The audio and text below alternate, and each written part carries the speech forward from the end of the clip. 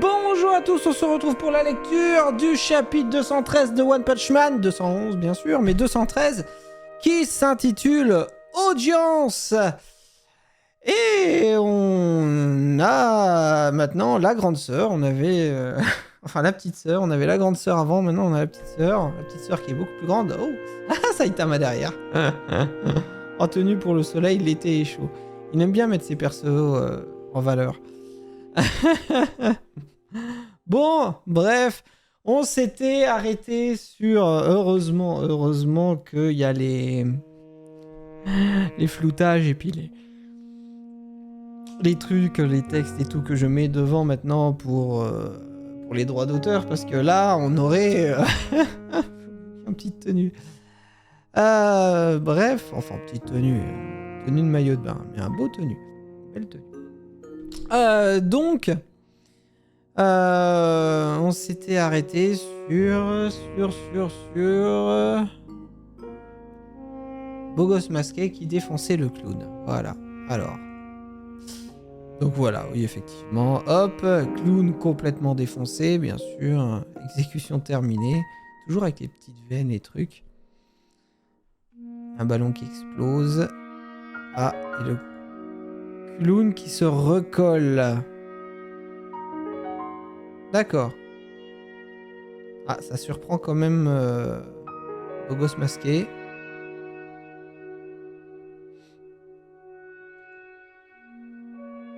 Il a sa tête qui tourne. Je suis certain de l'avoir achevé. Ce clown n'est pas un monstre ordinaire. C'est sûrement un monstre qui a fusionné avec son costume. Les dégâts qu'il subit sont transférés aux ballons qui explosent lorsqu'ils sont trop importants. Si mon hypothèse est correcte, il ne peut plus encaisser que 2 coups mortels.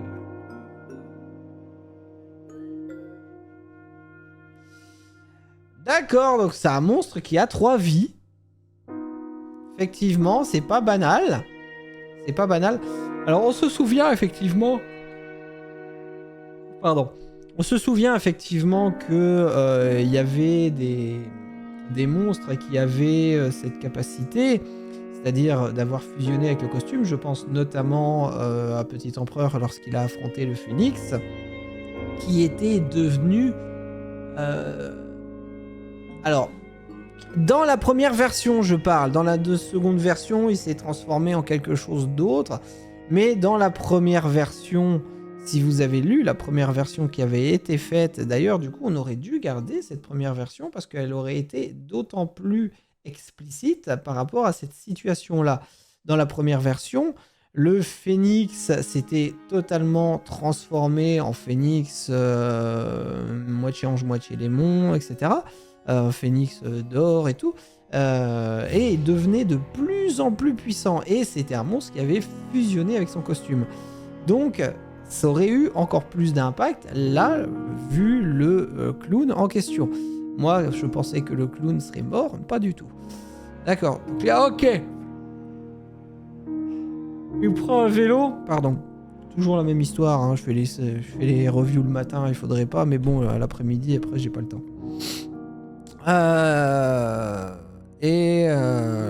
En plus, c'est une espèce de scie, d'accord. Ok. En fonction de comment il se sert de cette capacité de soutien, ça peut être vraiment dangereux. Tout le monde, regardez bien notre spectacle spécial du jour. Le spectacle d'une dissection humaine. Waouh, jolie esquive.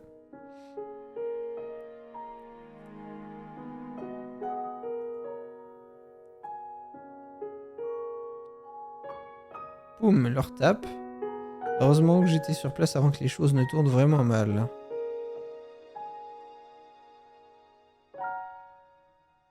Oh, il a bloqué le coup. Comment quelqu'un d'aussi inférieur a-t-il pu bloquer mon coup? Je pensais qu'il était nouveau, mais il est du genre à grandir vite. Quelqu'un s'en charge. Écrase-le, c'est un genre de combattant, merci à lui. Mais il fait quoi, lui? Attends, c'est un civil? Ancien escadron privé de Narinki. De qui? Ça va? Ah, l'audience grossit de plus en plus. Je sors du lot en ce moment. Plus il me regarde. D'accord. Niveau de désastre, estimé tigre. Clown flippant. Tigre, c'est pas un gros monstre pourtant. Plus je sens quelque chose qui déborde lentement. J'imagine que je suis bel et bien fait pour vivre sous les projecteurs. Il cherche à attirer l'attention de manière excessive, c'est courant. Mais plus l'audience grandit, plus il devient fort. D'accord, ok, donc... Ok, je commence à comprendre le truc. Donc effectivement, comme c'est un clown, au niveau de l'audience, effectivement, il aime bien attirer l'attention. Et plus il y a de spectateurs... Ça va poser problème, là, je suis en train de penser, parce que si jamais les gens reconnaissent Beau Gosse Masqué, ils vont vouloir l'aduler. Plus ils vont l'aduler, plus ça va lui donner de la force. Enfin, je dis ça, on verra après, hein, mais il reste pas beaucoup de pages, remarque. Là, effectivement, le clown, donc en plus de gagner de la force par rapport à l'audience qu'il y a en face, il a la capacité, grâce au ballon, à survivre à des coups mortels. Ça en fait un monstre tigre, mais je suis pas sûr qu'il va rester tigre. Quelque chose me dit qu'il va pas rester tigre.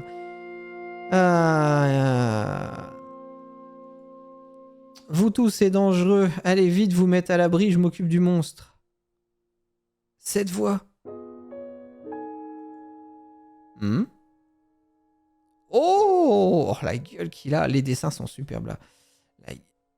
Mais toi, tu ne serais pas le beau gosse masqué par hasard? Hein? Joli masque. Joli masque, le beau gosse masqué. Quoi? Ah, mais c'est joli masque, c'est vrai. Que fait une grande star comme lui dans un parc d'attractions? Un rencard secret pendant ses congés, peut-être? Ou bien il veut tourner... Il vient tourner pour son prochain film? Hein, joli masque est là? Il est où? Où ça? C'est pour ça qu'il faut autant de bruit là-bas. On y va. Aïe, aïe, aïe, aïe, aïe, aïe. Ah, ça pue. Ah, ça sent mauvais là. Dernière page. Trop cool. Ah, je l'adore trop. Joli masque. Oh. Et puis là, on voit le clown qui est en train d'augmenter en puissance. Aïe, aïe, aïe, aïe, aïe, aïe, aïe, aïe, aïe. Tu le sens venir? Dernière page en plus. Oh, pardon. Tu le sens venir le problème? Ah, c'est super là. Tu le sens venir le gros problème du fait que plus il y a de l'audience, plus le clown gagne en puissance parce que justement il y a de l'audience, il y a de la foule et il aime être regardé et il aime être sous les, comme il dit, sous les feux des projecteurs. Donc le problème qui va se poser, c'est que il va y avoir de plus en plus de monde qui va se ramener, qui va crier et tout, joli masque, tout ça, et ça va donner de plus en plus de force au clown, qui va devenir, à mon avis, il va pas passer là les tigres, il va passer au-dessus. Et peut-être même encore un niveau de fléau encore largement au-dessus. À cause de cette foule. Et du coup, je suis en train de penser, Joli Masque va peut-être réaliser que tout ce qu'il faisait pour Saitama, genre... Parce que, à mon avis, Joli Masque, là, maintenant, va avoir du mal face au clown à cause de la foule. Peut-être que il va se rendre compte que le fait d'être adulé, c'est pas une bonne chose. Et du coup, Saitama, qui veut rester, lui, qui n'a pas envie de faire tout ça, qui préfère rester simplement, pas anonyme. Bon, après, il a toujours clairement dit quand même qu'il faisait pas ça non plus pour avoir de l'audience, etc. Lui, s'il fait ça, c'est par passe-temps, et surtout, ce qu'il veut en priorité, c'est trouver un adversaire qui lui donne du mal. Mais il fait pas ça pour avoir un fan club et être idolâtré. Mais du coup, Mighty Mask ou Beau Gosse Masqué va se rendre compte, c'est une hypothèse, mais va se rendre compte, à mon avis, que le point de vue de Saitama est mieux. Parce que face à certains monstres qui gagnent, comme là, en puissance par rapport au fait d'aduler un héros ou d'avoir justement de l'audience, il va se dire en lui-même, mais en fait, ce que Saitama veut, c'est mieux. Il a compris que... Enfin, il va comprendre, à mon avis.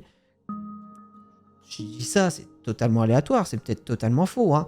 Mais peut-être, à mon avis, vu qu'on a eu une discussion, faut réfléchir de façon logique, hein, mais vu qu'on a eu une discussion juste avant sur la popularité, sur le fait que lui, ce qu'il veut, Beau Gosse Masqué, c'est mettre en avant le héros idéal et que Saitama, lui, n'en a rien à battre, il va comprendre que devenir le héros idéal n'est pas une bonne chose parce que justement, là, ça fait gagner en puissance un monstre face à qui il va avoir de plus en plus de mal.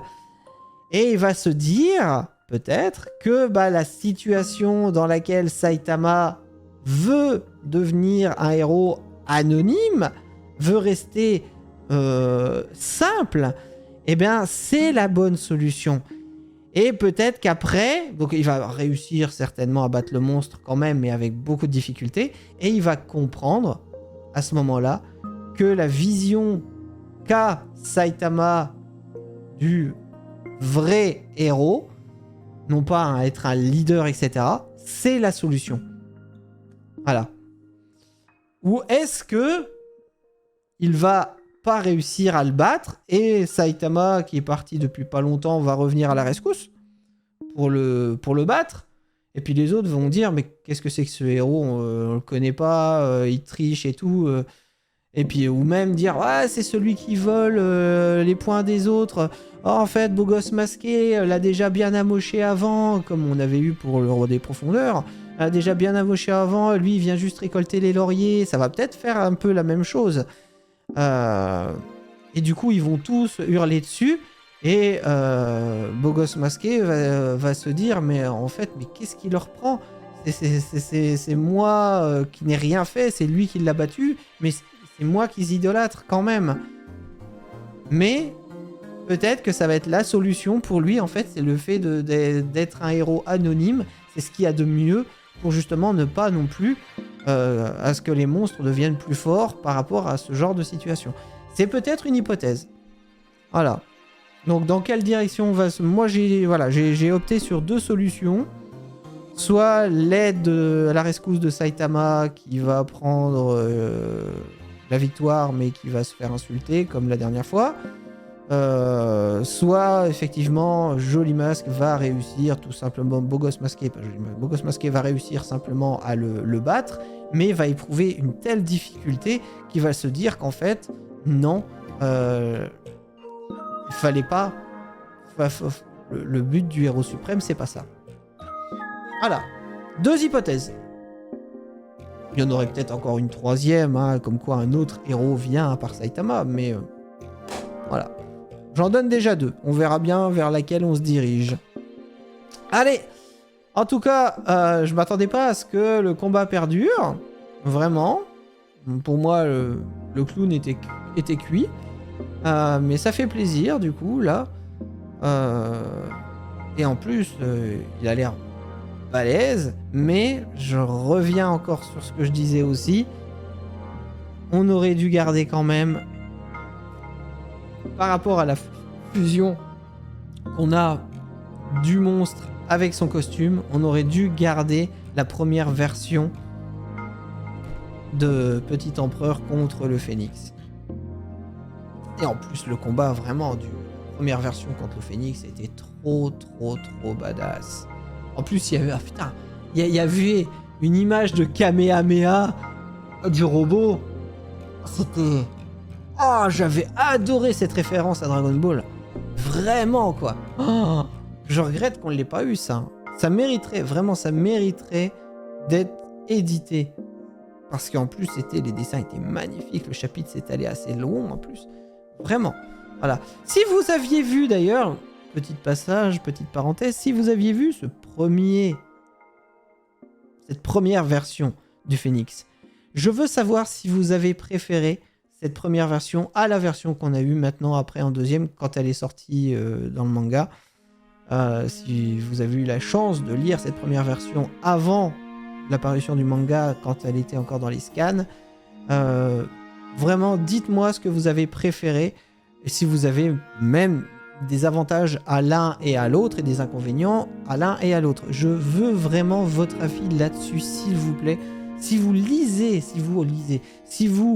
regardez mes reviews jusqu'au bout, parce que forcément je le demande à la fin de la vidéo là, mais si vous regardez ces reviews, s'il vous plaît, donnez-moi votre avis sur le combat de Petit Empereur, sur le Phénix, et ce que vous avez pensé, en espérant que vous avez vu la première édition des scans.